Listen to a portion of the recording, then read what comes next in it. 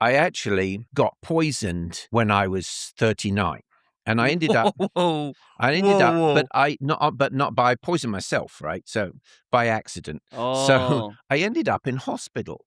So after a long time of being in hospital and everything else, and the whole 9 yards of getting to the point where, the doctor says, you're going to pass away. Okay, wait. Okay, let me just finish. Let me finish. Okay. Let's finish I want to get. Okay, fine. Let me Go. finish that. So I was not a church-going person. Okay.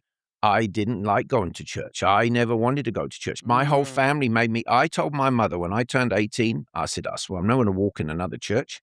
I'm not going to church, and I'm not going to polish my shoes. So you were going to church all the time? When you up to 18, I had to go 7 days a week. So I was like very anti it by the time I got to 18.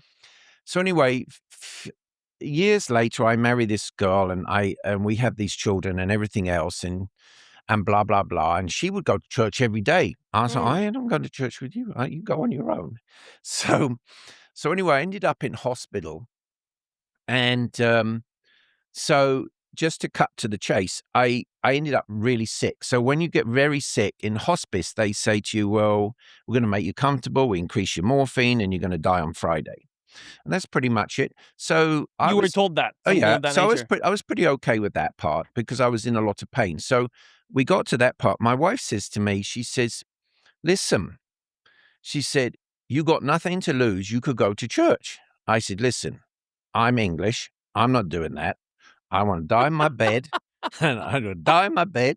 I want to get cremated, and I want to send my ashes back to England. That's it. So we're very black and white like that. So then I thought, man, you're really a horrible human because you're just about to die. And the only thing she's asking is if you could go to church one time.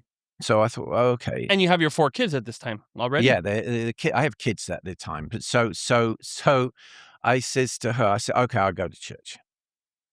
So she put me in this van. She took me off all the, the things that they hook you up in the hospital with and everything. And she took me to a church. And I did not want to go in this church for love nor money because they were Pentecostals. And they're all jumping up and down and stuff. And I think, oh, this is like torture. So she put me in the back of this church, and I'm thinking, and people are coming up, they got a bad toe, bad knee, bad this. I'm thinking, oh my gosh, I'm just about to croak here. So anyway, the long story short was, pastor walked to the back of the church, put his hand on me, said, 4 hours later, I got up and walked out. What? So a few months later. So we can't hold on. Yeah. Oh, I did he go say back. anything? Did you what was the experience? Like what? How was this experience for you? Like, walk me a little more play by play. Okay, so here's the cool thing is, how some people say, oh, the Bible, this and this and this. Well, remember, from 0 to 18, I had to read the Bible all the time, right? So it wasn't a point of me not reading the Bible. I just didn't want to read it no more. Right. So, and I didn't want, and I was done with the hypocrites in the church. Yeah. I was done. Yeah.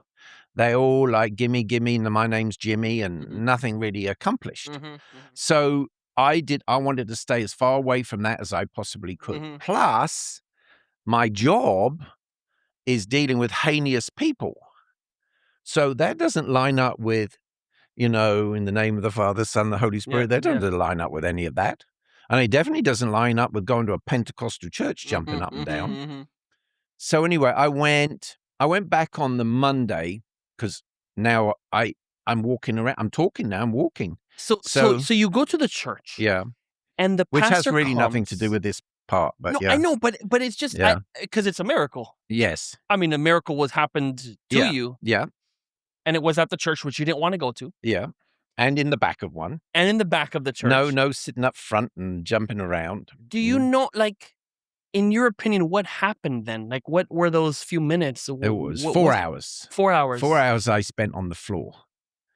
And 4 hours later, which is so crazy, I got up and I says, oh, so, but before I couldn't talk, right? Because I became narcoleptic by this time. So when you went there, you couldn't talk. No. You couldn't walk. No. You couldn't survive on your own. You were hooked up to machines. Yeah. But no. they took me off the ventilators and Okay. stuff before I came to the building. Okay. So I had oxygen, Okay. but I wasn't on morphine at that point. Okay. That was not being prescribed to me. So now you're in much more pain now. Well, of course, yeah. Yeah. So anyway, she took me to the church, and she put me at the back of the church because I didn't want to be there, Mhm. right? So she put me in this chair in the back of the church, and then the pastor was going through the roads praying for people, Yep. and eventually he got to the back of the church, which was where I was at, and he prayed for me and just carried on. And he didn't stand there and have a chat or anything because anyway, they were just holding me there. So that was the end of me. And then my wife just waited. And it was like, if you can imagine these lights here that we're Mhm. looking at, they're Mhm. bright white. Mhm. That's how my body felt inside. It was Mm. just like somebody had stuck my fingers in the mains. Mm.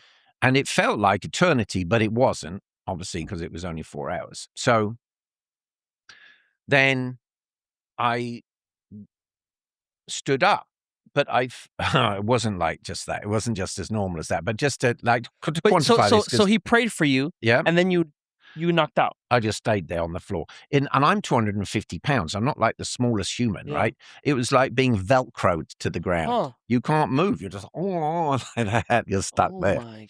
Mm-hmm. And I was the worst hypocrite because I used to watch people on TV, and I used to bet my wife, I bet you $20 he's going to fall on the floor. I bet that one's going to do. I bet this one, because I didn't think it was real, right? I don't think it was real more than fly over the moon, Wow. you know.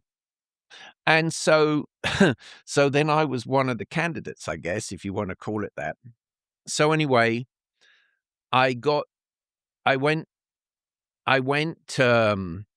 to the doctor on the Monday, Yeah. and I said, "Hey, listen, I want a CAT scan. I want an MRI. I want my blood work done. I want this," which they did and everything.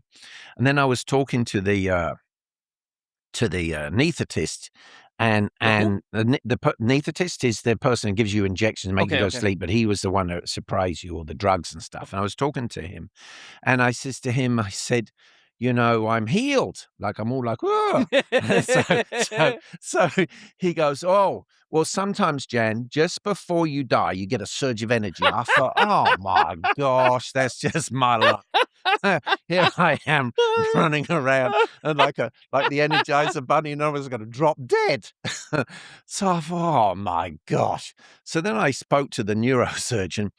And I says to him, I said, the other guy says, he was this Jewish dude, and he goes, I guess he's not Christian now, because I'm all into it now, right?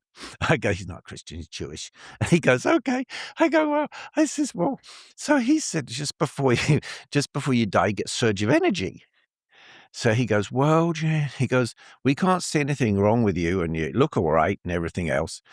So, man, every day I'd wake up and think, right, today's got to be the day, right? You're gonna be out because the guy what he told you. Yeah. He's like, here's a surge of energy. But before he said that, you said you got cured at this place. I was, and I was happy healed. that church was healed till I went to the neurosurgeon. It's sort of a bit like, when you're told, hey, you're going to go for this really nice meal and everything's going to be great. You get there, and then the other guy says, I had food poisoning last week. Right. You're like, I don't want to eat now. So that was the start of my journey.